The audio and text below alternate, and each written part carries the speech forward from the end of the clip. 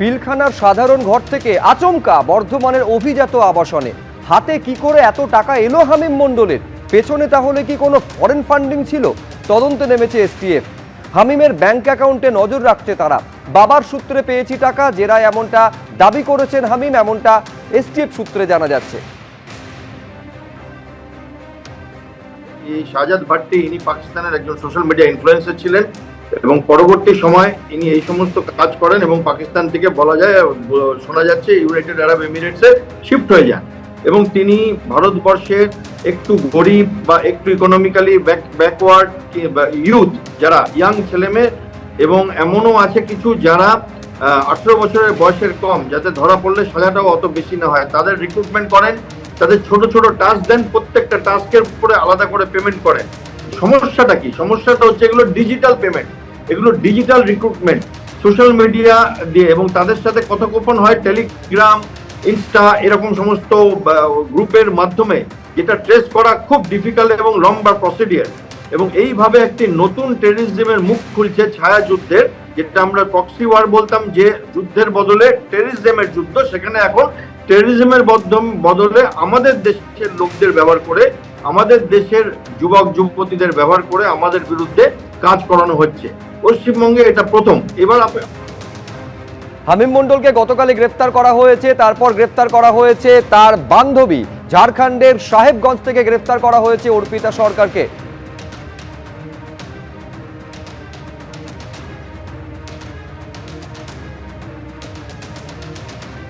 পাকিস্তান থেকে আপনি লড়ে নেবেন, কিন্তু আপনার বাড়ির পাশে যে রাষ্ট্রদ্রোহীরা আছে, যারা টাকার জন্য দেশের সঙ্গে বিশ্বাসঘাত করতে পারে, সে লোককে আপনি কি করবেন? দেশের যত বড় ক্ষতি হোক এরা করে দেবে।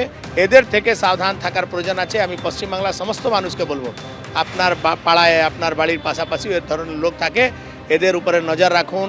কোনো এরকম অ্যাক্টিভিটিস দেখলেই পুলিশকে ইনফর্ম করুন। আমরা পূর্ণভাবে এই আতঙ্কবাদী, আলগাওবাদী এই তাকতকে পশ্চিমবাংলা থেকে একেবারে নির্মূল করতে চাই। এদের আর কোনো ফর্মুলা কাজে লাগবে না।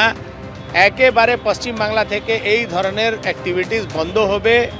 প্রশাসন খুব অ্যাক্টিভ আছে, আমরা নজর রেখেছি। অনেকটা তো এমনিতেই স্বভাবটা বদল হয়ে গেছে, কিছু টেকনিক্যাল বিষয় আছে, সেটা ক্যামেরায় না বললে আমরা কাজ করে দেখাবো।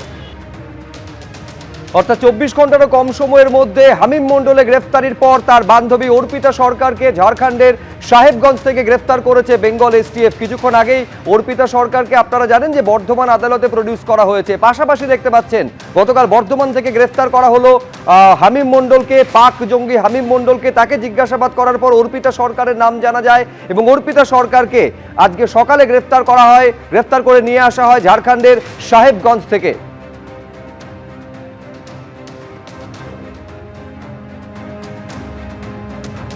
রাজ্যের মন্ত্রী শঙ্কর ঘোষ কি বলছেন এই গ্রেফতারি নিয়ে, শুনবো।